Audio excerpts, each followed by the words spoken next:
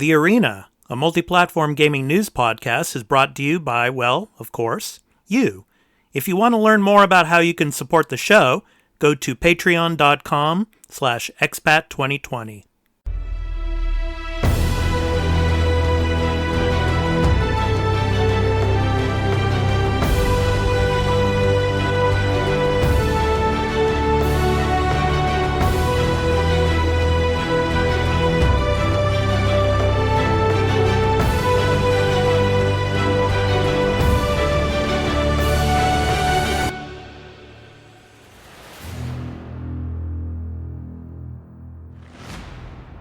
Hey everybody, welcome to The Arena, a multi-platform gaming news podcast. This is episode 28. I'm your host, Expat, along with my co-host, Dan. How you doing this week, Dan? I'm just dandy, thank you very much. How are you? I'm doing good, man. Doing good. We're going to talk about it later, but of course, the earthquake that hit last week. It was pretty rocking, man. Sounds all right. 7.1 on the good old Richter scale. Yeah. Flippity flop. Yeah. Of course, we back 10 years ago now, back in 2011, we had the 9.0 out here in, Japan. And, the one that we had last week, it paled in comparison to that one. But I mean, it shook the complex pretty good. Luckily, there was no damage or anything. Just the power went out for about 3 hours and then it was restored. Yeah. And today, we have a special guest, Burlymengaming. Welcome to the show again. And, Burly, why don't you tell us and some of the new listeners out there a little bit about yourself and what you've been playing this last week and what you've been live streaming since you're a variety streamer and all. Hi, I'm Burlymengaming. I'm a Canadian streamer. I've currently, the last bit, have been streaming Final Fantasy IX. Mm-hmm. It's a game I have played before, but it's been, I don't know, like 10 plus years since I've played. But now that I've beaten, as of last year, I've beaten every mainline Final Fantasy. So I'm going through and now seeing what I can notice that I've beaten more of the entries at that point since I played the game the first time. I stream all kinds of things. On Sundays, I do Demon's Souls Remake because my audience wanted to see me suffer. Because I made that a sub goal, and I learned. I thought no one's gonna want to. Not very many people are gonna want to go for that, but it got met. Oh, it got met. But that game is brutal. It's so mean. It is mean, but it's actually kind of fun though. The Demon's Souls remake. I've had fun. I'm not gonna lie. There are times I pissed off, but it does teach you stuff of you can't rush into this, and you have to really think before you do. Yeah, it's like, do I really want to go into this situation with what I have? And you have to think your strategies before you do for bosses and stuff like that. And I do like that, but there are some bullshit stuff. Like, I'm at an area, I beat the boss twice technically, but because the game doesn't tell you this. You have to kill an enemy off screen, off the side on one path, and then go in, kill the boss that way. Now the gargoyles will spawn and take you to the next area. See. Yeah. Sounds a bit broken. Oh. So, welcome again, Burly, for your fourth appearance. My bad. So my apologies there. The fourth appearance on the show, and we're looking forward to having you on. And today we're going to be, Dan, talking about the Nintendo Direct. Whee! So I know you guys got a lot to say about that. So that's ahead in our show today. Also in the show, we're going to be talking a little bit about the opening ceremony for BlizzCon 2021. Exactly. We'll talk about that a little bit later. Our topic of the show, we're going to be talking about WB Games and their patent of the Nemesis engine. We'll be talking about that a little bit as well. But before jumping into what Dan and I have been playing, I want to tell everyone out there that this episode will be going up on Patreon at patreon.com/expat2020 in early access for the first 3 days after recording. So if you'd like to support the show and become a patron, and yes, Burlymengaming, he is one of our patrons, and we really appreciate you. at the entry tier 1 level at $1 per month and get early access to every episode and listen ad-free along with other perks, including exclusive post-show content that we do after every show and special bonus episodes.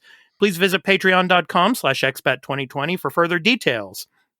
On Tuesdays each week, the podcast will be uploaded to all of the free podcast services where you can find us on any podcast app for iOS or Android, Spotify, Amazon Music, and my YouTube channel, Expat 2020 Gaming. Just download your favorite podcast app or open Spotify and search for The Arena, a multi-platform gaming news podcast. Subscribe, follow us, post a review, and leave us questions, comments, and feedback if you like, if that feature is available there, and spread the word about the podcast. We also have a website for the podcast at expat2020.podbean.com, where you can follow us and leave questions and comments as well. Finally, you can also follow us on Twitter at The Arena AMPGMP, which stands for a multi-platform gaming news podcast, as well as on Instagram at The Arena_podcast. So, Dan, I was watching you on your Twitch channel a little bit. You were driving like some kind of dump truck or something. Yeah, I was mud running. I got a copy of Mud Runner, and it's a nice little sim. And I was driving a big Soviet-looking vehicle through some desolate Soviet-looking landscape, looking for logs. And that's pretty much the entire game. Wow, it's good. It's very chill, very relaxing though. It's all right. Other than that, I was this week I've been playing. I finished Phantasy Star 1 on the Master System. I finished it. Now, that is an achievement. Not so much because I had to use a guide. Now, if back in 1998 someone finished that game without using a guide, I mean, I don't believe it happened. The game is borderline autistic in places. Like, there's some insane leaps of logic. No one finished that game without using a guide. But I had fun. It's a good game. Good game. So yeah, and of course Mario 3D World, which is awesome. That's my this week. I see. Yeah, for me, just Assassin's Creed Valhalla still, but I was playing it right in the middle of when the earthquake happened and everything blacked out. And I was freaking out because I thought I would lose all of my progress, all 120 plus hours that I've put into the game so far. Of course you won't. But luckily I didn't. So, so just moving along with that. I'm going to finish at some point. But just going through province after province. I'm at like I think level 130 something right now, I think. Or no, 157 I think it is. Bloody hell. Just pushing along with that. That's about it. So hopefully I can get back to the medium. I want to finish that. And I was playing a game called God's Trigger also, but I think I talked about that last week. You did, yeah. So, that's good. Yeah. So, still moving along with AC Valhalla. So, okay. So, guys, I know you got a lot to talk about this week on the Nintendo Direct. So let's go ahead and jump right into the news beat here. So, first, I want to kind of go through most of what happened at the Nintendo Direct, and then I want you guys to kind of chime in and talk about what you felt about those particular things that were announced, and then we'll talk about the things that weren't announced, and if you felt whether or not the show overall was a disappointment or not. Okay, so let's go ahead and jump into some of the things that they talked about. So the first thing was Xenoblade Chronicles 2's Pyre is joining Smash Brothers Ultimate. So, and you'll also be able to fight as Mithra too. So that was the first thing that was shown. And then, of course, they moved on to Fall Guys, and this was pretty predictable. Fall Guys coming to Switch this summer, which was a little bit surprising. I thought it would be coming out sooner than that, but coming this summer. And also the Outer Wilds. Please don't mistake that with the Outer Worlds. It's called the Outer Wilds. Outer Wilds is coming to the Switch as well. And Samurai Warriors. The same game? They are not the same game, and a lot of people make that mistake. They think, or they say the Outer Wilds, but they really mean the Outer Worlds. So I know. Yeah. Well, so yeah. And then, of course, Samurai Warriors 5 is also coming to the Switch as well. 2 Famicom Detective Club stories are getting localized. For example, the murder mystery visual novel. We'll see The Missing Heir and The Girl Who Stands Behind remade and ported to the Switch, and that's coming on May 14th. Yeah. And then we got some, like a new trailer for Monster Hunter Rise. And then after that, Mario Golf. So Mario Golf Super Rush, which will be coming on June 25th. So yeah, that's the day after my birthday. So yay. Okay, so and then some more release dates. Capcom Arcade Stadium, which is now out. Stubbs the Zombie. There you go, Dan. Hey. Rebel Without a Pulse on March 16th. Tales from the Borderlands from Telltale, which of course doesn't exist anymore, but March 24th, that's coming to the Switch. DC Superhero Girls Teen Power, June 4th. No More Heroes 3 on August 27th, and Knockout City coming actually in May, on the 21st of May. Mm-hmm. And then we got a new anime shooter from the maker of Donut County. It's called Neon White. So they showed some like a little trailer for that. Not much gameplay, just like a kind of a cinematic trailer in a sense. But yeah. Then Miitopia is coming to the Switch. And also Animal Crossing New Horizons. Mario and Friends are going to be coming to that as well. So that was announced. And then we got a new title, which looked really interesting. And actually, the demo went live right after the direct. I think, Burley, you were actually playing some of that demo on your live stream, right? I was, Project Triangle, yes. Project Triangle Strategy. So, new tactical RPG from Square Enix. It came to the demo has come to the Switch. So, then Star Wars Hunters was announced, coming later this year. So it's a multiplayer shooter, and I think we didn't really see much of it. We just saw like the banner title of it, but I'm thinking it's going to be very cartoonish when it does eventually come later this year. World's End Club, new detective story from the makers of Danganronpa, is out on May 28th. And the Switch is getting the Ninja Gaiden series, a Ninja Gaiden trilogy release. Ninja Gaiden Master Collection collects Ninja Gaiden Sigma 1, Sigma 2, and Razor's Edge. And then they're all out this summer. Hyrule Warriors, Age of Calamity will get DLC this spring. So that was also announced. And then, of course, they talked about Skyward Sword. And it'll be coming to the Switch. Of course, Skyward Sword, Dan, that was out at the end of the life cycle of the Wii. It was. Right? Yeah. So the HD port of The Legend of Zelda Skyward Sword will finally give you the option of foregoing motion controls to play the game with a standard controller. So you'll have the option, either motion controls or the controller. It's out on July 16th. And then finally, to end the show, Nintendo announced Splatoon 3. So we saw like a little cinematic trailer of that, and it'll be coming in 2022. And so no release date, just a release window of next year. Okay, and that wraps it up for the Direct. So Burley and Dan, take it away. What was your assessment? What were the things that stood out to you? What were the things that you didn't like about the show?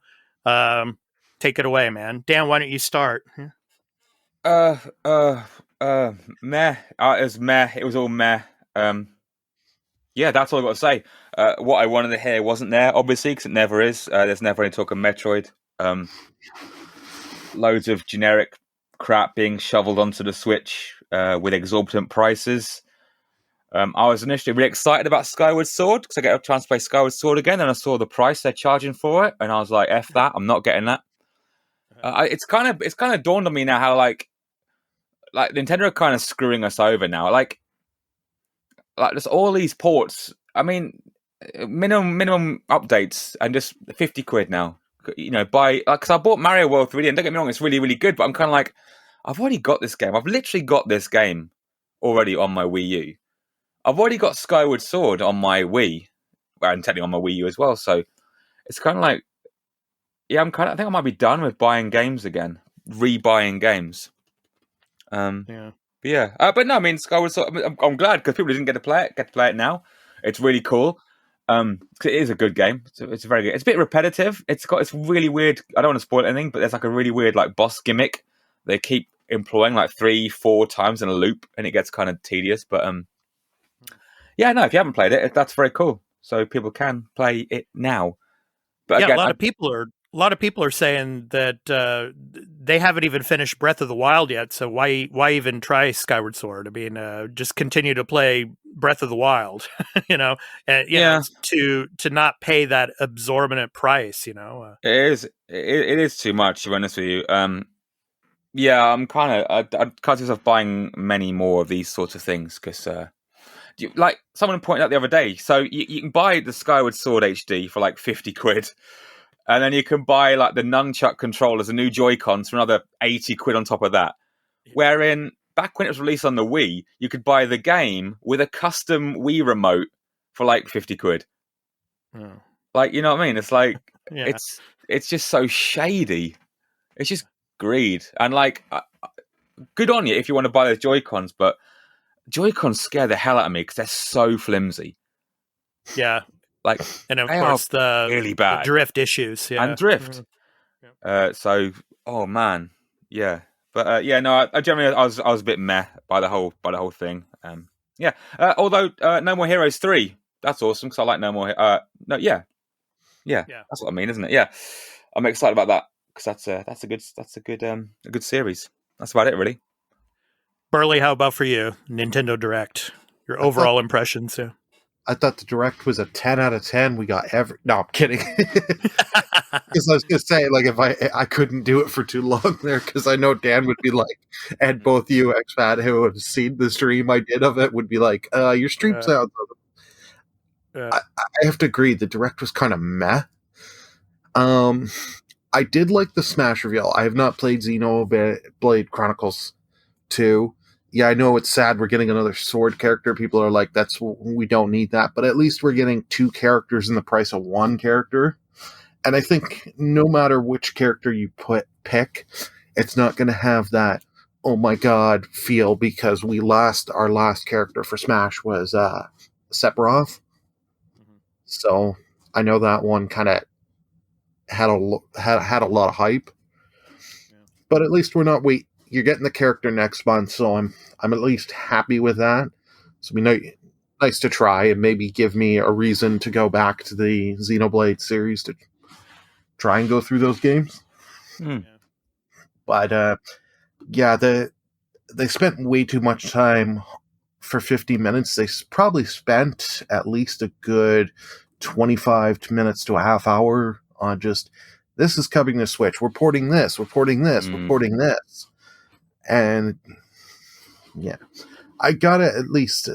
I'm mad with Nintendo on the pricing, but I'm at least happy they're not going the route that Sony and Microsoft are going to be doing of increasing the game prices by $10. Yeah, just imagine if Nintendo did that, man. It'd be like $100 per game. Yeah. Oh yeah. Well, like I was miffed. Like some games I could understand. I'm a little more understanding. I don't like it for the price increase, but like the Ratchet and Clank one, I cannot believe that got the $10 increase. They're not long games generally, and it's like out of everything you're gonna start with that. Like, no, but like, yep. Yeah, and no Pokemon too. Yeah. Oh yeah. I was gonna just keep going through stuff. Yeah. No Pokemon. That's in Nintendo's top 3 franchises of selling. Yeah. Like, I would have thought we would have got at least a 10-second thing saying more Pokemon news will have its separate own Direct in 3 months down the line because we have the Community Day for the 25th anniversary of the series. I think is in 6 days. Yeah. So it's like, but this is Nintendo. They'll do something weird and that no one asked for later on in the year. But But like the Fall Guys, yeah, that was obvious to coming to Switch. They've now also announced it coming to the Xbox consoles in the I think summer as well. Yeah. After the day after the Direct, they announced that. Mm-hmm. But like those Falcom games, detective mystery games, those things are so. I don't know if either of you have checked the eShop, but here in Canada, they're $46.99 a piece before the tax. For an interactive novel. Yeah, like I could be understanding of $46 for the two of them. I can kind of justify that, but like 46 for one, because you're only going to maybe get like 4 to 5 hours out of it. I can't justify that. It has to be like the greatest 4 to 5 hours ever, and me wanting more to want to pay that price. But like Nintendo did so many weird things, like that Miitopia thing. I was kind of interested because I did like the game on the 3DS where you had that dungeon game where you got street passes and had your friends and they had the different elements. I don't know if either of you guys tried that. Oh yeah, I played the hell out of that when I was living in Japan. I spent a couple of days in Akihabara and just like 100%ed it. It was nuts. But yeah, it was a really good game. Yeah. Yeah, because I was in college at the time when the 3DS came out, so we'd have street passes all the time in campus. So we'd just chuck our 3DSs throughout classes and stuff, and it was just nice to do. It was cool, fun. I had a lot of fun on that game. I spent hours. So I was like, oh, okay. Yeah, the sim stuff part of it, I don't care so much in the Miitopia, but that dungeon stuff. And then you go to the eShop, $64.99. It's like, it's nuts. No.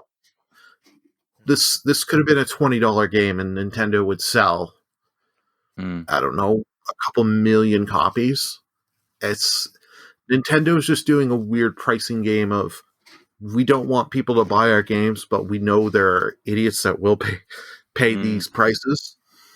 Well, that's the thing. I mean, they know people are going to buy them. That's why they keep the prices as the same as they. So I don't know. I don't. In this case, not a chance. Other things, yeah, but this, no. I mean, who saw it and went, yes, Game of the Year. I need that. Like, no one. So it's like, I'm going, right, let's get this fairly niche thing that was free once, and we'll charge 50 quid for it. I don't know. This is bizarre. Because like, a new Pokemon, yeah, they can charge whatever the hell they want. But a freaking... Yeah, the major releases, I mean, yeah.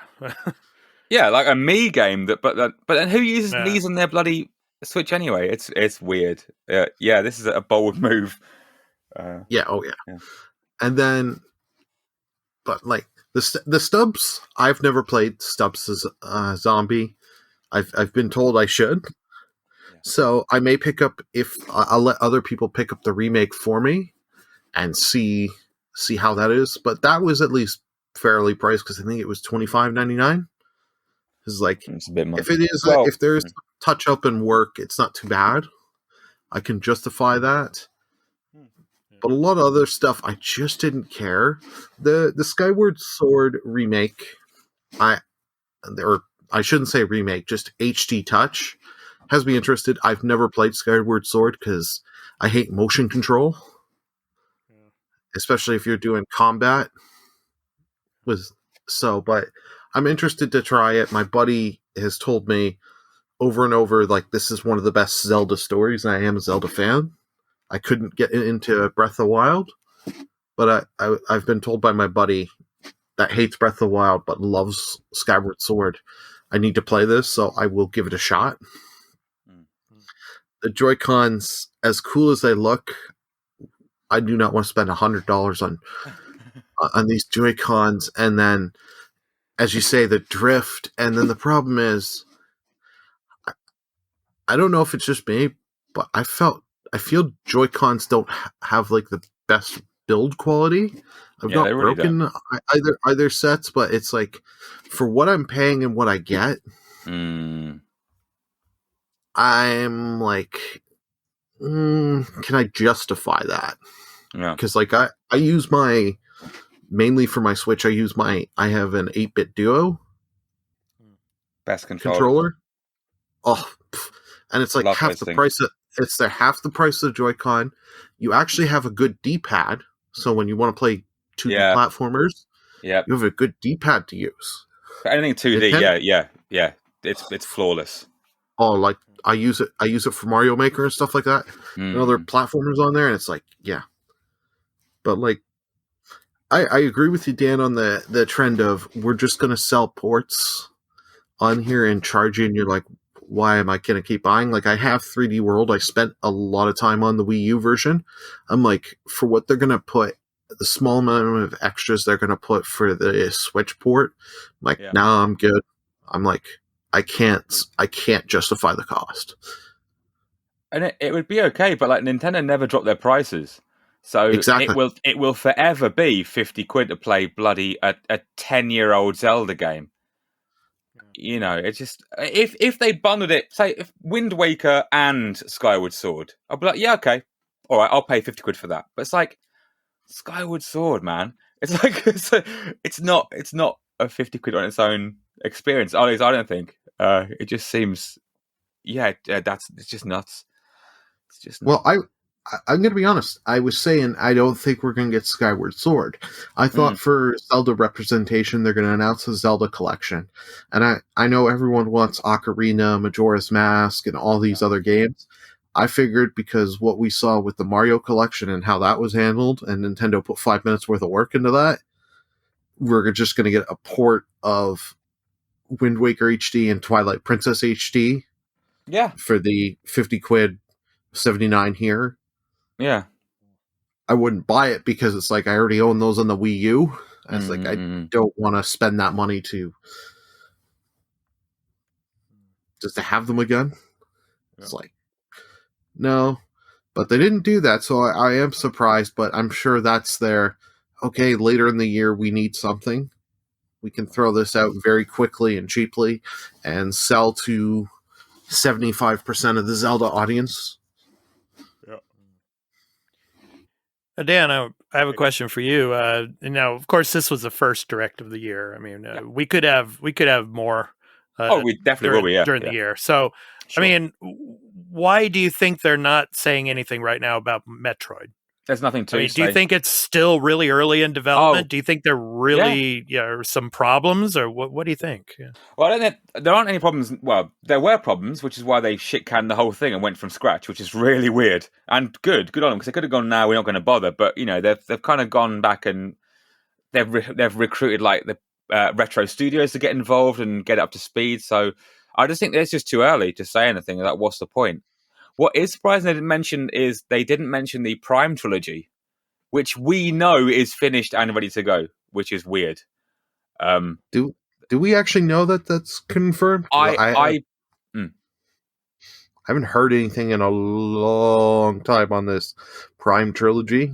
It was like when people there was early rumblings of having like an insider was like, oh, there's a collection of Mario 3D games coming out, and there's going to be a collection of the Prime trilogy being ported to Switch. Okay. And you know, these people obviously they were right, because the 3D collection did come out shortly afterwards. So I believe it has, from inside Nintendo, people have gone, oh yeah, it's ready to rock for ages ago. But again, there's no reason why it wouldn't be, because if you can port Galaxy over to the Switch, which is a Wii game, you can easily port the Prime trilogy, which is also a Wii game, and a Wii U game for that matter. So it wouldn't take an alarming amount of work to do. So yeah, I mean, I personally am absolutely convinced it's sitting on a server somewhere, just waiting for them to go, let's release it. But no, I mean, Metroid 4, I don't think it is in trouble. It was, but it's being, you know, dealt with now. Okay. So yeah, I have to see. I think there's nothing to say about it at this stage. Bleh. One more question for you guys. So we didn't get any other information about Breath of the Wild 2. They had the guy saying that we're going to give you more information later at a later date. But so do you think Breath of the Wild 2 is going to be released with the Switch Pro, and they're just not saying anything about it right now? Yes. I think at this point they realize what we don't need to say too much on this, and I think Nintendo is just they know the normal Switch is still selling like hotcakes. So they're like, we don't need to put out a pro market, because as soon as we put another console out, then we're half going here and there, and they're realizing with the supply chain issues on chips, it's how hard it's affecting the Xbox and the PlayStation. They're like, why hurt ourselves? Because they can just save Breath of the Wild 2 to when we got their next hardware plan, launch with that, then you launch with something so sturdy, and that will sell a bunch of units. But actually, I just wanted to mention one thing that I was kind of shocked with the Direct, that the Legend of Zelda Hyrule Warriors, the Age of Calamity, they spent literally 3 seconds on the DLC. Yeah. Like, no joke. It was like, here you go. Here's the dates. If you blink, you miss what dates stuff are coming out. Yeah. I was like, I would have thought they would spend 2 minutes on that. I was like, wow, you guys spent nothing on that. You spent all this time on this EA dodgeball game. Yeah. Meh. Yeah. They that Project Triangle strategy game, though, they did spend a lot of time on that one. Yeah. Because it's a new game from Square, but yeah. Well, Octopath, I think, did well on the Switch. Yeah. I haven't finished it. It's a great game. I spent like 40-something hours into it. It just looks very similar to that too. Yeah. Oh yeah, the art style, and I like that art style. Yeah. But I have gripe with the demo for that game. If you download it, like, I don't know if anyone here's played like Fire Emblem, some of the Fire Emblem games, or like Final Fantasy Tactics games. But one of the things they'll tell you your move's going to do 30 damage, but you go to then use it on the enemy, and they're only taking like 10 to 15. So like, I can't strategize my turns so well. But I do like it that I can do my attack or motion and then move afterwards. Yeah. Okay.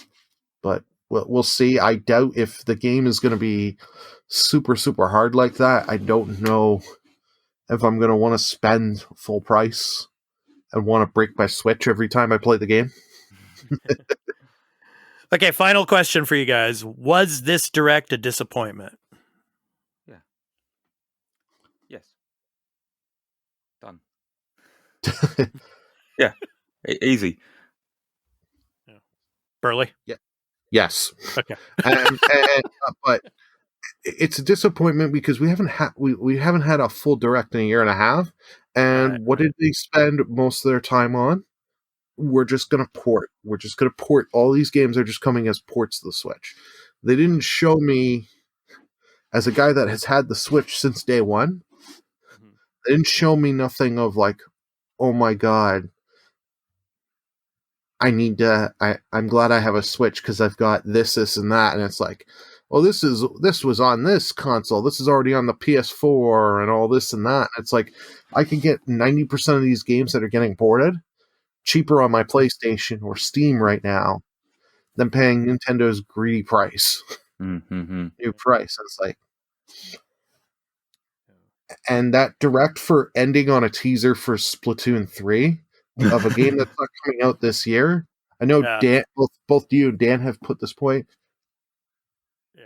You're showing us something that's not going to come out for a year. Yeah. Like, you could have spent 2 seconds putting up a thing saying Splatoon 3 is in the works. Expect more info in this year. It's not coming till 2022, or don't tell us it's not coming till 2022, but just say Splatoon 3 info later in this year. Yeah. They're doing that to hype us for a year. Plus, with the whole factor of COVID, we could wait till 2023. Yeah. So and it's especially out here in Japan, the elementary school kids gotta hype them up for a year because they're gonna be the ones that are gonna be the majority of the people buying it. So oh yeah, out here in Japan at least, yeah. that was for kids, but I felt that was the wrong game to end a Direct with, because I think you should end with something that's going to come. You could love it or hate it, you could have ended with Skyward Sword. I think that would have been a stronger ending because you've got something that's going to come out in the year. It just yeah. Sorry, just one last little thought. Go ahead, Dan. It just further reminded me of just how the Switch is just a port machine. There's so little original material on it, original games on it. It's just again, like I think during the stream I mentioned it. It's like it's the new Vita.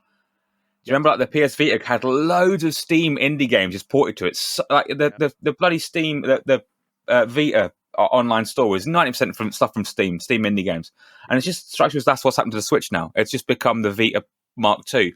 It's just games like Burley said, games you can buy that run better, that look better, and cost a fifth of the price on other systems. Like when I'd heard of Outer Wilds, but I hadn't looked into Outer Wilds, and then this advert comes out and I watch it on the thing. I'm like, that's actually quite interesting. So I instantly go, okay, it's on the PS4, brilliant. Because I know that on the Switch, it's going to be like 30 quid. But I know on the PS4, it'll be about 15. Or, in a sale, probably about 8 or 9 quid. And on Xbox is on Game Pass. Or free on Xbox. I mean, this is it. So it's at that point where if you have more than one system, like, why would you bother? Like, famously, I don't know why, but for some reason I decided to get Bloodstained Ritual of the Night, which is a really good game. I got it on the Switch, which is a really crap version. It's the worst way to play the game. Same. So the harsh lesson there for me has been since then, if it's on multiple machines, F the Switch, forget about it. It's just not it isn't worth it. And like all these other games that are finally coming to Switch at 10 times the price they should be. It's just If you got games like games like Doom and like Resident Evil, things like that, forget about it. Bloody Resident Evil 4 is like £25. It's like, what the F? That game's ancient. It's like 20 years old. No one's going to pay that. But still, you are mental. Sorry, it's still less glitches than games that come out these years.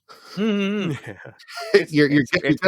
You're getting more bang for your buck for paying the $20 for Resident Evil 4 than you are some of these AAA games, in my opinion. But like the Switch, I very rarely pick up non-Nintendo stuff. If I'm picking up ports, it's usually of RPGs, just so I have the portability. So that way, when I was commuting to work, I could do a little grinding on the bus to and from work. But like, I bought Bloodstained, and I realized that mistake because I bought it because at one point Amazon had it half the price on the Switch compared to the PlayStation and Xbox, and I was like, okay, it's half the price. Let's try it on the Switch, and my God, you have to have patches, or that even with the patches. Even with the patches, that game still runs not like that a dog. great. It looks hideous. It's really, really, really. It was a stretch goal, wasn't it, on the Kickstarter, I believe? And like they made the limit, and they were like, "Oh, we've got to make this game now."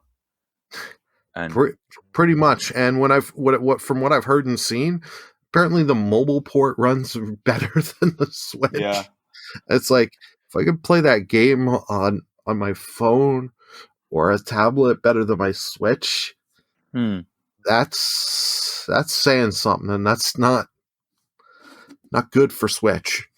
But the game came out years ago, and like there was a patch released not that long ago for it. Like it's still being repaired. It's nuts, man. But unless there's something inherently, but then it's weird because I don't play my thing on the go. I never play my Switch on the go, so I don't know why I would ever buy a game on the Switch over the other platforms. Because it's not like I'll play it on the bus. Because I never take my Switch out the dock. So yeah, it's like I in that direct I saw Stubbs the Zombie, which is great because it's a game I played back in 2006. It was awesome. And it's like, oh, great, I'll get it on the Switch because I saw it on the Nintendo Direct, and I go to the shop, and it's like, but actually, I've got to say, it's actually quite cheap. It's like £15, which isn't that bad. But I know that on the PS, it'll be $9.99. And so, yeah, simple. Well, I'm just waiting on that game for you to pick it up and say it's good, because after hearing you for 13, it's like, oh God, yeah, I can still. I don't think they'll screw this game port up, but you can't rule anything out nowadays. Yeah. Bear. We can hope. Well, speaking of disappointments, we're going to move on now to, of course, BlizzCon. They had their opening ceremony today, and they had some announcements. But boy, oh boy, was it pretty boring. Just rambling on. I'm just going to talk about what they did talk about. The Blizzard Arcade Collection. I think this was the best part. It really was. The 1 hour that I basically sat through this and listened to a person on stage just ramble on. The Blizzard Arcade Collection, Lost Vikings, Rock and Roll Racing, and Blackthorn is going to be, of course, ported to modern platforms, PC, Xbox One, PS4, and the Nintendo Switch. They include some handy features like save states and virtual museum. So, and it's out now, actually. So, yeah, what do you guys think of this? I thought this was the best part of the presentation. Yeah, agreed. They're 3 good games. They're 3 really good games. Blackthorn's awesome. Blackthorn is like kind of like a heavy metal version of Flashback. Mm-hmm. Yeah, no, that's the only thing. The rest of the event was a dirge. But yeah, this is good. I'll be getting this. Meh. Yeah. Burley? The collection looks neat. I'm willing to try it out. I'm going to wait till one of those end of year sales and pick it up cheaper. But if you go to buy the game right now on Blizzard's website, there's 3 different versions. The Essentials Pack, which gives you the game for $26.99 Canadian. Oh, yeah. The hero, Dan, you're really gonna love it now. The Heroic for $54, where you get a bunch of loot boxes and shit for other games, as well as that StarCraft 2 icon that I know you've been dying for. And then there's the Epic Pack, which gives you more loot boxes and a bunch of crap no one's gonna care about in 30 days of World of Warcraft. It's like, and guess what it defaults to when you go to that page to buy straight? The Epic Pack. Yeah, but it's like brilliant. They just can't help it. No, it's like I haven't bought a game from Blizzard since Diablo 3, the original Diablo 3. Mm-hmm. It's like they're still so far. Their heads are so far up their ass on we want to give you these loot boxes and all this other crap, and it's like you could. Why does there need to be 3 different editions? You're cannibalizing your sales, because now I'm like, I'd be more willing to. Now I have to really watch a frickin' page if I want to go buy this, and now I'm looking at myself. I got to go through all this hassle just to buy the collection, make sure I pick the lowest one. I might as well wait till some sale later in the year. Get this, because I know this is coming to other consoles and stuff. Get this on a flash sale, get this cheap. Yeah. And then I don't have to worry about the 3 different editions, and I'm buying just the basic just to get the games. They made something that could be really, really easy because they have their corporate greed. Made it harder, and for some people I'll just wait, because I had a buddy let me know of this, and I was like, oh. He's like, yeah, I would have probably bought it right now, but I've decided I'll just sit and wait. But I'm on the page now, and this is baffling. Like, what? Like, what? Why any of this? Like, why would I? If I'm buying 3 games from 30 years ago, why would I give a shit about getting 5 Overwatch loot boxes? Like, you've misinterpreted your audience here, my friends. You haven't quite worked out why retro players play these things. Your average Overwatch player isn't going to give 2 hot shits about playing Vikings. There's no crossover. The Venn diagram for that, I don't know. There's no such thing. This is bonkers. Why would Wow, this is wow. Activision Blizzard are shit, aren't they? Oh yeah, like they are shit. Well, honestly, if it wasn't for World of Warcraft, they wouldn't be around. They wouldn't exist. Uh, Jesus wept. yes and no. But the whole thing is they want to keep you in the damn ecosystem. Because they want to be like, well, I spent for this Epic collection, I get 30 days of WoW. Yeah. I'll sign into WoW. Guaranteed when you do the 30-day trial of WoW, they're going to want you to make you have to give us your credit card in case already. So that way you're going to be like, the 30 days have lapsed, you forgot. So we're going to charge you the next month. And like, you're going to be like, it's like those old gym memberships. You're like, it's too much of a hassle to keep to cancel. I'm just going to pay them the $10 or whatever it costs a month. Like, so let me go ahead and move on here and talk about what they announced. But I mean, like I was saying, it was just trailer, these cinematics after cinematic. They didn't really show any gameplay. The only gameplay of Diablo 4 we got was like 20 seconds of the hunter, or what was it, the rogue class that's actually coming back. The rogue class was in the original Diablo game. Now it's coming back. There's going to be like 5 classes in Diablo 4. But basically, it was mostly a cinematic trailer. And then after that, we saw, of course, Diablo 2 Resurrected.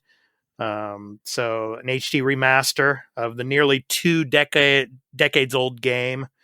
So it's coming out this year for both PC and console, with versions for the Switch, PS4, PS5, and Xbox Series X and S, and will include cross progression between console and PC. So they did show a little bit of the kind of the enhancements, and they look pretty cool. So it kind of reminded me of Diablo 3 in a sense of what Diablo 3 looks like with enhancements. Then World of Warcraft, of course, Burning Crusade Classic. So that's also coming. And a new chapter for the Shadowlands expansion is on the way called Chains of Domination. And that's pretty much it. They didn't even show anything about Overwatch. I was basically after the opening ceremony show when we got some information about Overwatch. So there's going to be like 2 new maps: Rome and New York, weather effects, sandstorms, snow, redesign looks for Widowmaker, Reaper, McCree, and Pharaoh. So yeah, I mean that was after the opening ceremony. But that's about it. I mean, just people standing on stage and saying, oh, COVID-19 has really affected all of us, but we gamers, we're together, blah, blah, blah. And just showing a bunch of boxes.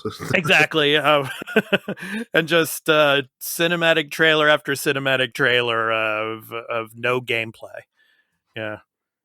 So you got to be thinking though, like after the last few BlizzCons have been nightmares for them.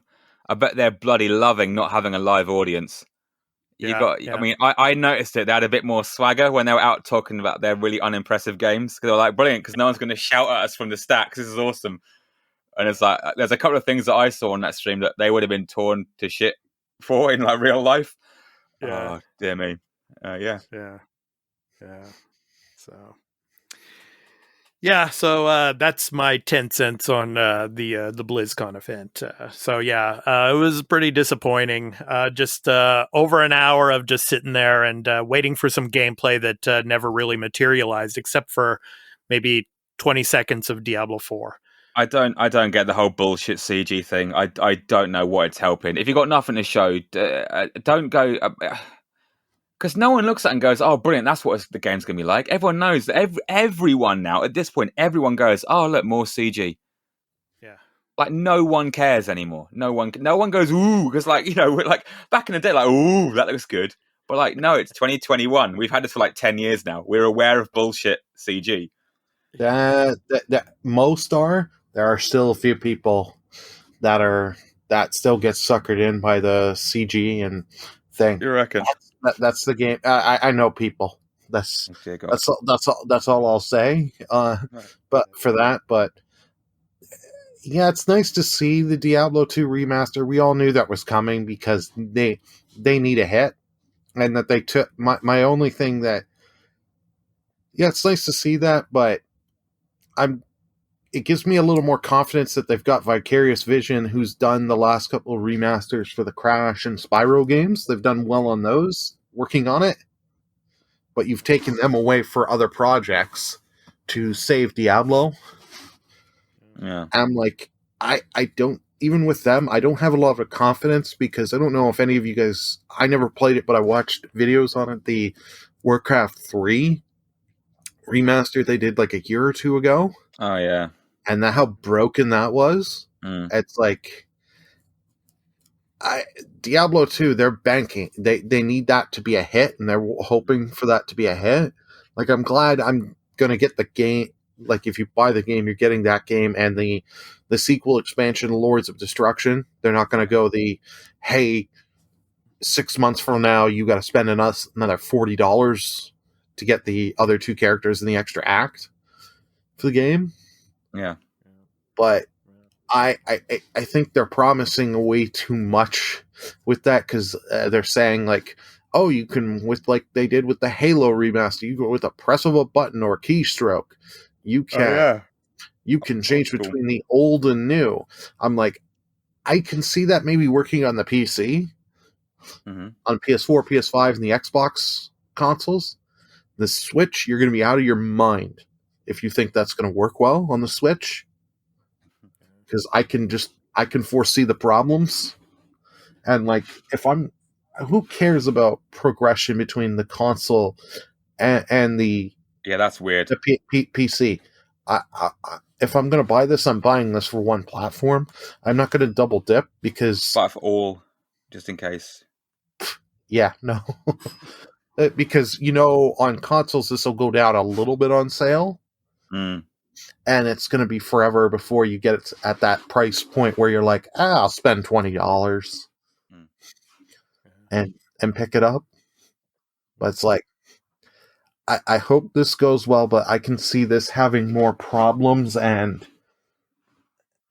just because this is Blizzard Activision, and I'm sure Vicarious Visions has probably being like, you've got to get this, like, you've got 5 more months to get this out, because they said this is out this year, and I expect this to be a buggy mess, especially if you're doing the online with your friends with Battle.net, and it's like, I cannot see this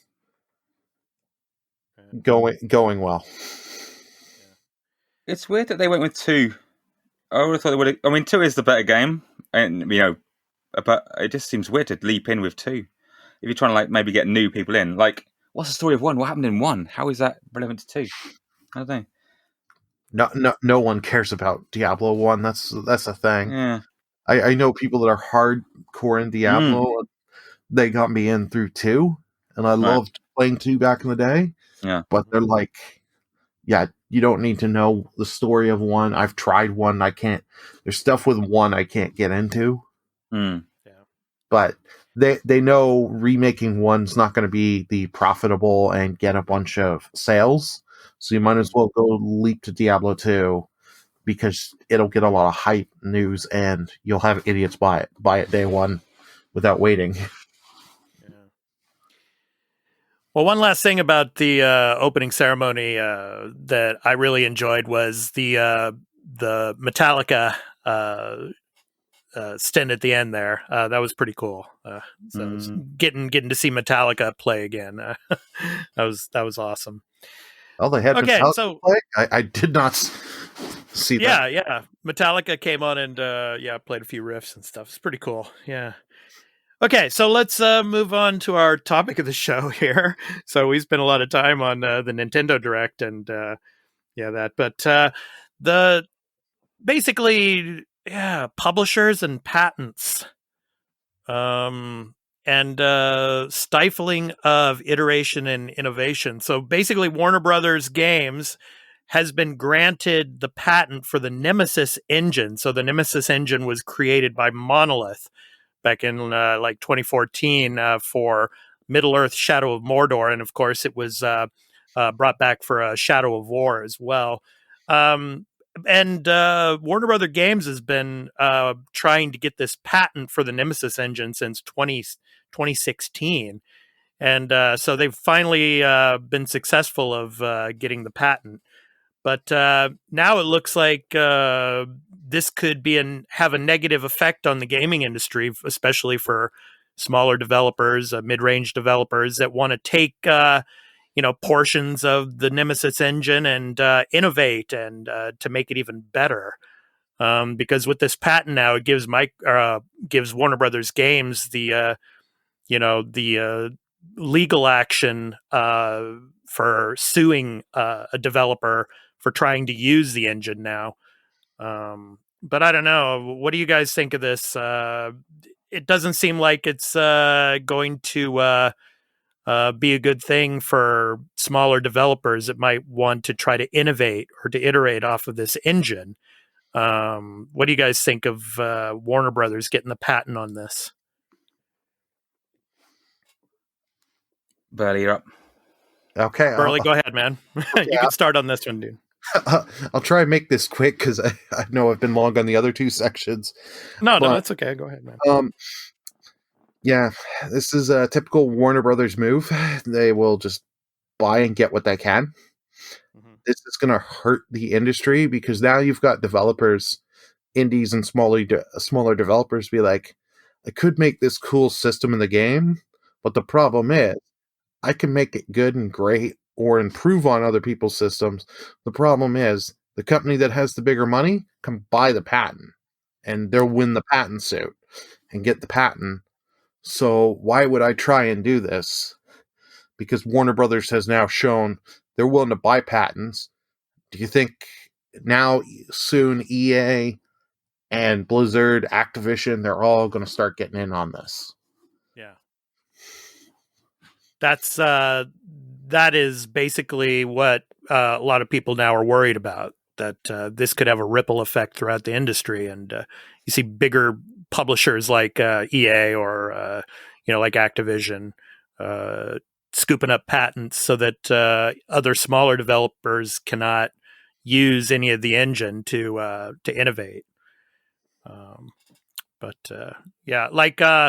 Some other examples, recently, a Bloober team who made the Medium, they're actually trying to get a patent for that split screen, dual reality system that they have going on as well. But, they're more of a smaller mid-range developer.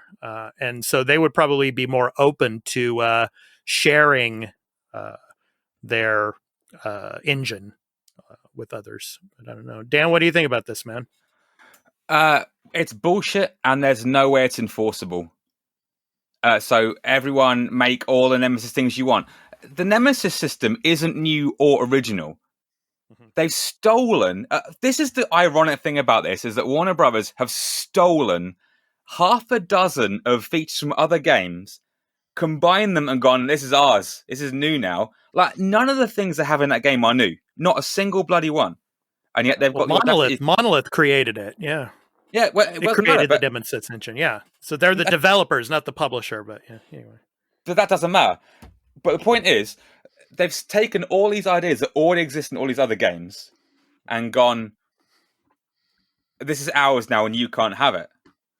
Yeah. One of the things a lot of people are saying is that a patent and copyright aren't the same thing, and there's a good chance that if someone did make a game with a similar wink Nemesis system, that Warner Brothers could go, right, we're going to take it to court, and then it would get thrown out because it's not a copyright. Yeah, because it doesn't hold up. I'm amazed they got it, because I don't know why anyone didn't go, well, hang on a minute, the idea of having enemies follow you throughout the game and level up and progress with you, or have like a social net, that's not new. These aren't new things. Yeah. It's absolutely shocking. And why do you think they gave it to them? I don't know. They don't know any better. Like 3-4 years in the making, yeah. They don't know any better. Like, again, it's the same reason why, like, friggin' you should be terrified that Congress gets involved in video games, any sort of discussion about video games. When you've got 65-year-old white men who know fuck all about anything, like, oh, well, we got to get involved in this because we know better. You've got to be mortified. It's the same thing with the Patent Office. No, this is mental. I think, and like the people who made the Medium, fuck off, your idea isn't new or original either. Like, this is the bizarre, like, we're in like 6th decade of video games now. Yeah. And like, people are like, this is new, I'm claiming this. Not a chance. There is nothing new. None of this is new. It's like, oh, we own the dual reality system. No, you don't. That's been around for fucking Soul Reaver on the bloody PlayStation 1 had that a similar mechanic. What are you talking about? Yeah. Oh my god. Yeah, no, patents need to piss off and die. There are no original ideas anymore. And the fact that people are going, oh, this is ours now. It's like, no, it isn't. Shut the fuck up. So yeah, this is it's a non-story. Try it. Everyone out there, all you devs, go and make a system where you get a random enemy throughout the game. They suddenly become your number one foe, and they'll follow you around and blah blah blah blah blah, and see what happens. Nothing. Pisses me off. I mean that's what I feel too. I mean, they're going to challenge a lot of developers are going to challenge this. They'll say, take us to court. We don't care. You know, I find things like patents and copyright. I understand them, but they're so open to abuse like this. I mean, but then again, like. It's just bonkers. Like, well, what are they worried about? Like 500 people are going to make another Lord of the Rings game with the same mechanics. Like, the game exists. It's been out. It's been done. What, you know what I mean? Like, yeah. It just seems so strange. It's like Microsoft going, or like Bungie, or what the hell are they called? 343 Industries going, okay, we're going to patent the game where you can only carry 2 guns at a time. You know what I mean? It's like, well, how the friggin' hell's that? You didn't come up with that. What? Ugh, pisses me off. I hate tedious shit like this. When you run out of ideas, then just start patenting things. That's the way to do it. Like, well, Dan was just going off on his little rant there. I've patented the level up system in games. Yeah, seriously. It's mortifying because people, no, but you joke, but people have tried shit like that. People have tried their arm and gone, oh, like, well, we're going to patent that. It's like, wait, what? Like, people trying, like, people like Nintendo, the dodgy thing with the D-pad. I think that's actually expired now, hasn't it? Oh, that expired a while ago. Yeah, like you can't have a D-pad anymore. The thing, I didn't know the Medium developer had tried doing their patent. And it's like, come on, you think you doing that is going to be helpful for you? Yeah. It now has me. I was curious to try the Medium. It now has me going, well, now I know this developer's kind of shady and shitty. Because because if they're willing to do that and that's out in the open, what do you think the next things they're doing that they're not telling us? Yeah. It just seems so weird. I mean, the audacity, the absolute shameful audacity of this, or any patent based, trying to introduce a patent now is like BioWare tried to patent the dialogue wheel. And it's like, the Mass Effect games, that's literally about 50 years old. What are you doing? How the brilliant? No, that's fresh. Right now, it's fresh and original. Yeah, it is. I'm patenting space games. Any game set in space is now my bloody patent, and you've got to pay me. But on the flip side, though, too. On the flip side, like for example, the Souls games. I mean, you know, they've been pretty open to let other developers innovate. For example, like Salt and Sanctuary. That game was, you know, based on the engines of the Souls games, things like that. So, you know, there are examples where, hey, you know, go for it. You know, use our engine and innovate it and make it better if you can. But it's these big developers, man. There's no way. And you know, as with most patents, it's really broad and open to interpretation. Like, you know, it's essentially like, is there an enemy in the game that can level up? Oh, yeah, that counts. That counts as a infringement on our patent. It's like, what the? Yeah. No, not a chance. It's going to be a new selling feature with games. Yeah, this game has 10 different patents behind it that we bought and screwed other people out of.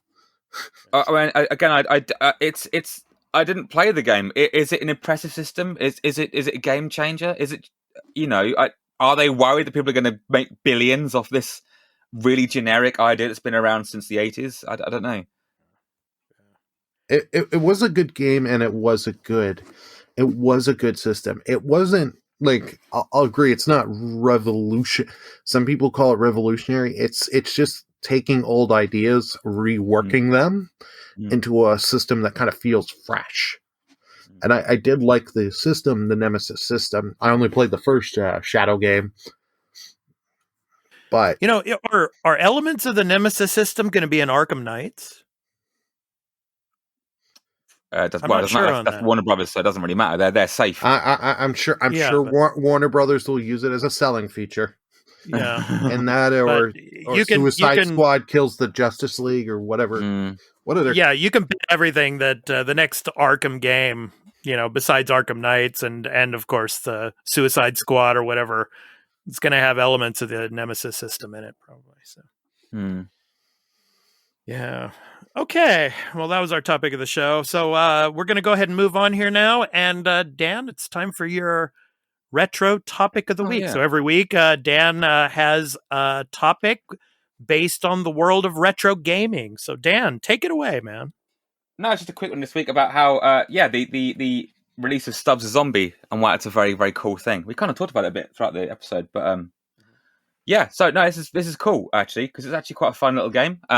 So back in 2005, it came out in the US, and 2006, early 2006, came out in the UK and Europe. Xbox original game, made on the Halo engine, which is weird, by a developer called Wideload. Rumor is, the story is that they started making it. They had friends who worked at Bungie. They're having trouble, and Bungie went, "Oh, hey, here you go. You can have the Halo engine to make your game," which is weird. Sorry. Did they get a patent? Did they get a patent for it? They got a patent for third-person zombie adventures. If you try and pull any of that shit, they'll have you. Even though they're now defunct, they've gone out of business, actually. So based on using the Halo engine, they made this third-person adventure game, very strong narrative driven game, and it's very cool. So taking a sort of similar in its theme to Destroy All Humans, and in fact it's set in like a fictionalized 50s. Well, actually no, Destroy All Humans is a very accurate 50s, whereas in this game it's like a futuristic 50s. It's kind of like what they imagined the 50s to be back in like the 20s. So there's like hover cars and like, giant electronic towers and stuff.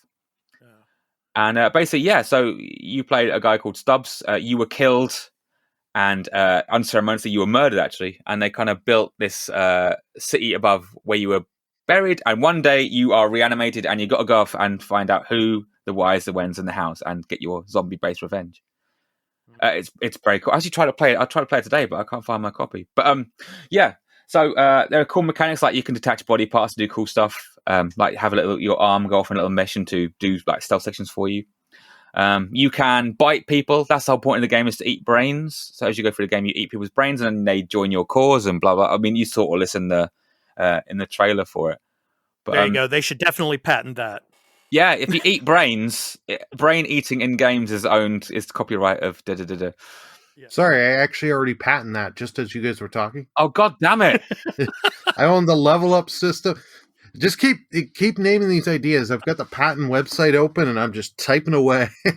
Didn't someone, I think back in it, didn't someone actually try to patent like electronic games? Like, why are they using a TV? It's like, we own that. It's brilliant. There's so many patent trolls. Like you can Google. I think it's like Adam Ruins Everything, and right. John Oliver had talked about it. You can look up a bunch of stuff about patent trolls, and if you need a reason to hate people, you watch those. Yeah. I remember a while ago, like someone after the Wii had come out, like someone tried to patent like gesture-based games, and like Nintendo had to like really fight to get that knocked out, because like, well, you don't. Anyway, yeah. But yeah, no, Stubbs is very cool. It's hard. There's weird difficulty spikes. Some of the bosses are really, really, really unfair. I remember from back in the day. But yeah, no, this is very cool, and something I'm looking forward to. Certainly playing on the I'll be playing on the PS4 probably, because it'll be a bit cheaper. But yeah, Stubbs a Zombie, man, get involved. Yeah, if you like that campy faux sci-fi, if you're a fan of Destroy All Humans, basically, if you like Destroy All Humans, get involved in Stubbs, because it's similar vein. Cool. So how many easy to win packages are going to be in the new version? Loot boxes for an extra $10. Yeah, you get infinite brains. I don't know. Okay, Dan, thanks a lot, man. So that was the retro topic of the week. So now it's on to our new game releases for the week of February 22nd through the 28th via Metacritic. So we have 4 games on the list this week. So 4 games. The first game is called Curse of the Dead Gods. Have you heard of this title? Curse of the Dead Gods. No. It's an I have action not. roguelike. Yes. So you seek untold riches, eternal life, divine powers. It leads to this accursed temple, a seemingly infinite labyrinth of bottomless pits, deadly traps, and monsters. So role-playing action RPG. So comes out on the 23rd. So yeah, I'm surprised you guys haven't heard of it. Burley, have you heard of this one? I have not, no. Curse of the Dead Gods. But that's the thing. There's so many games on so many different platforms getting released. Yeah. It's hard to keep track because I've had people be like, how have you not heard of this? And it's like, it was advertised here, and there. I'm like, I don't know. Yeah. So it comes out on February 23rd next week for PS4, Xbox One, PC, and the Switch. So It looks like another, loot dungeon crawler thing. It looks a bit Diablo-y to me. Yeah. I'm sure it's fine. Yeah. Diablo clone. Yeah. Yeah. Oh, steady. Yep. Infringed Okay, on her next up patent. on the list, Persona 5 Strikers comes out in the US on February 23rd next week for PS4, Nintendo Switch, and PC. So, did you guys play Persona 5? Not yet. I do keep meaning I played it on the PS4, but I played the first hour on PS4, and then life has gotten away from me from playing it. Yeah. So, but I intend to check out Persona 5 Strikers. Like, I've got a bunch of friends that are all looking into this and being the action combat style instead of your turn-based. So this looks interesting to me. Yeah.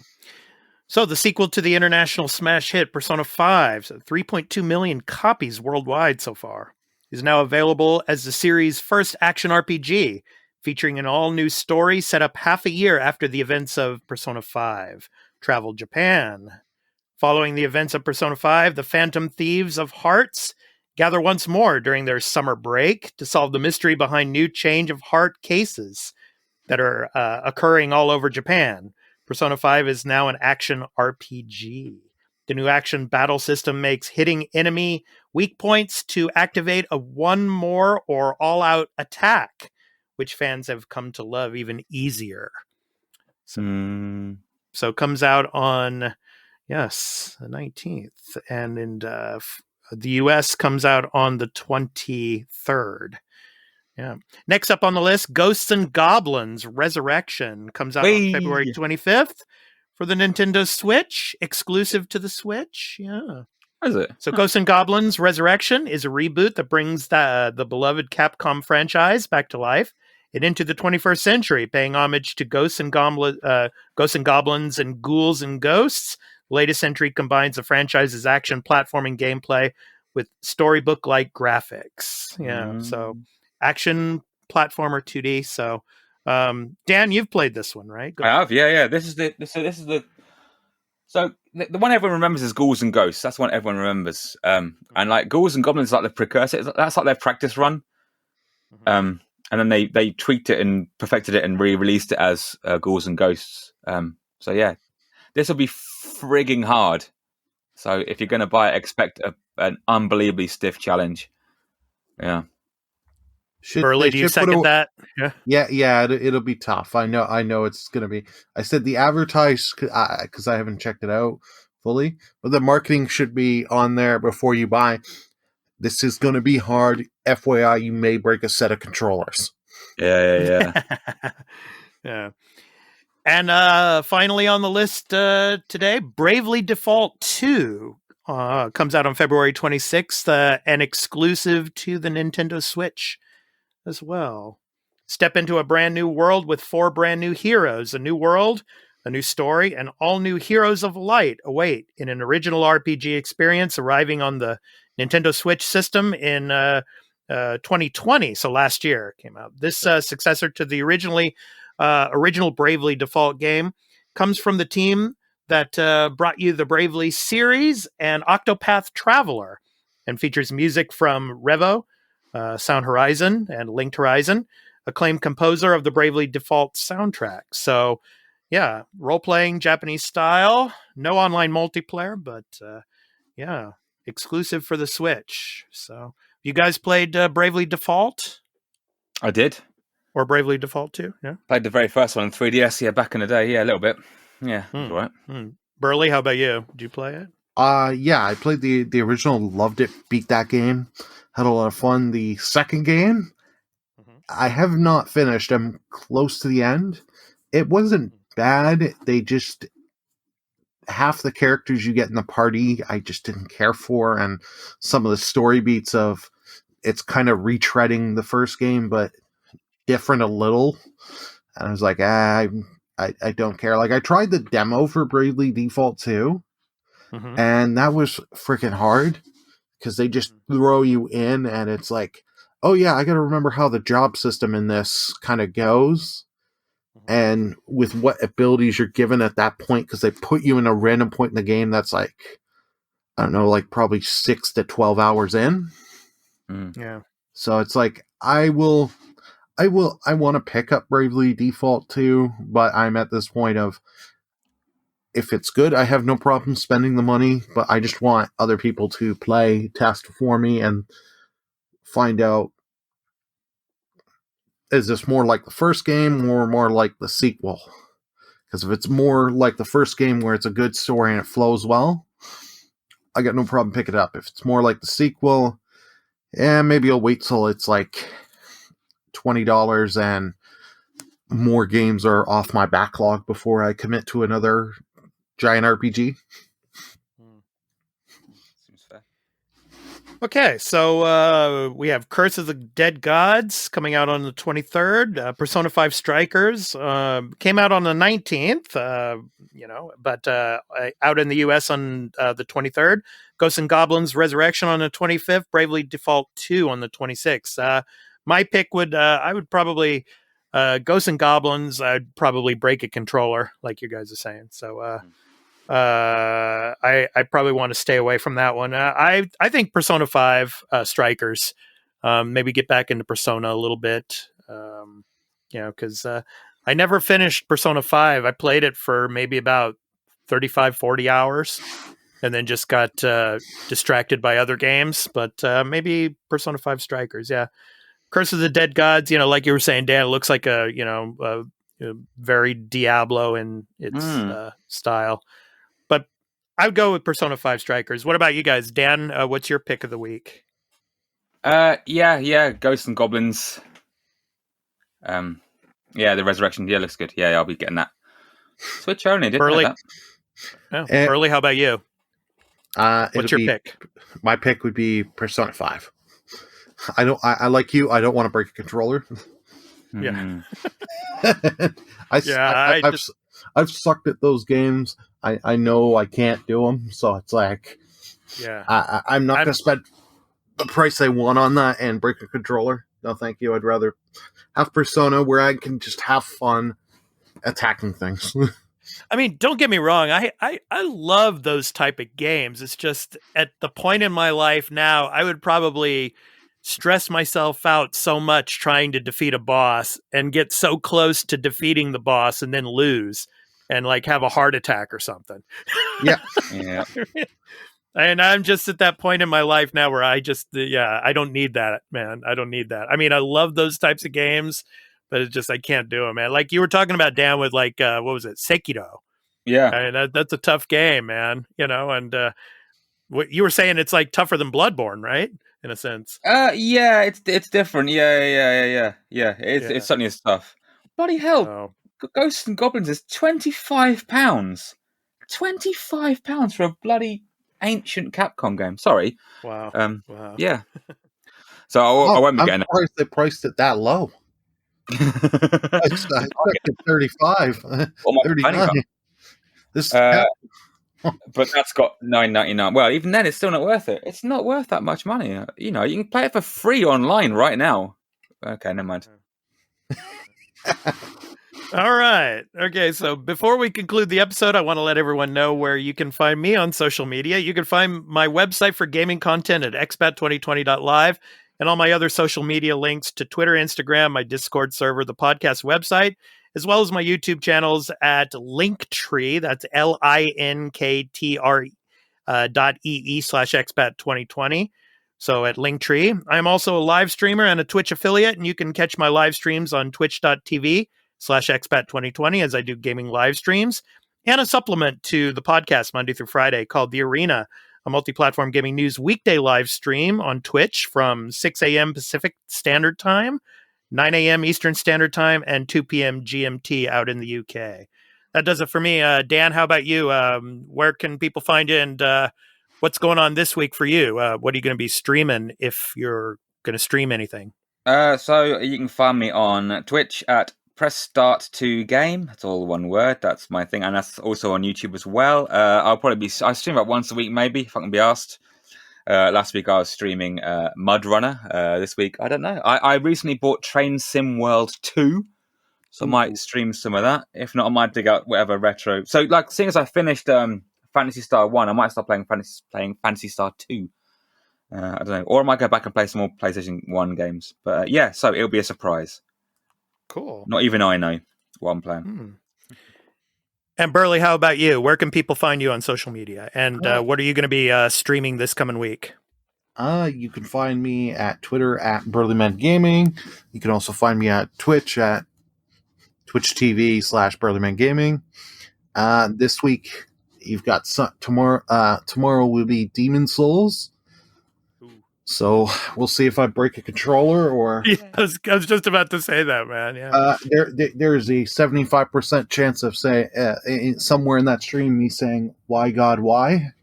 But through the week it'll be Final Fantasy IX for the most part. There may be a smaller game be thrown in one day of the week. I'm just working something out. Cool. All right. So thank you so much, Burley, for coming on for the 4th time. Yay. We really appreciate it, man. Thank you so much. We appreciate you and hope to see you again soon, man. Thanks for having me for the 4th time. Yeah. Yeah. Thank you so much. We really appreciate you, man. So thank you so much. Yep. Okay. In the can I add one quick thing? Yeah. Like last week, I said I mentioned about getting GoldenEye running on the 360, and I was going to stream that. That's still going to happen at some point.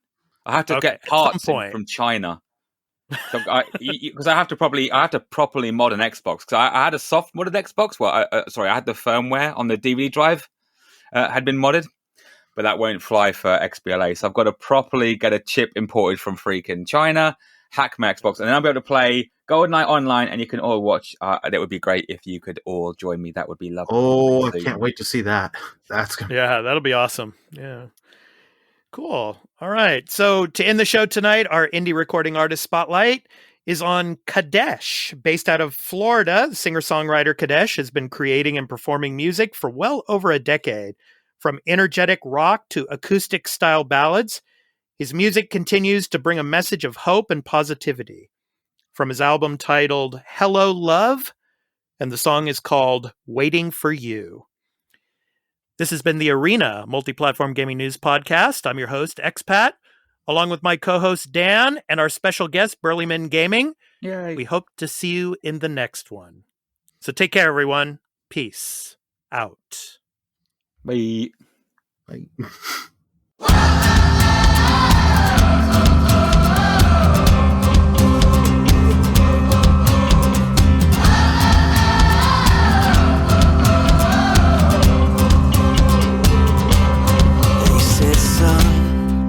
Let me tell you a story.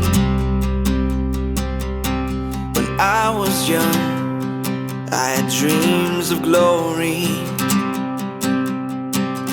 All these mistakes seem to come like a flood,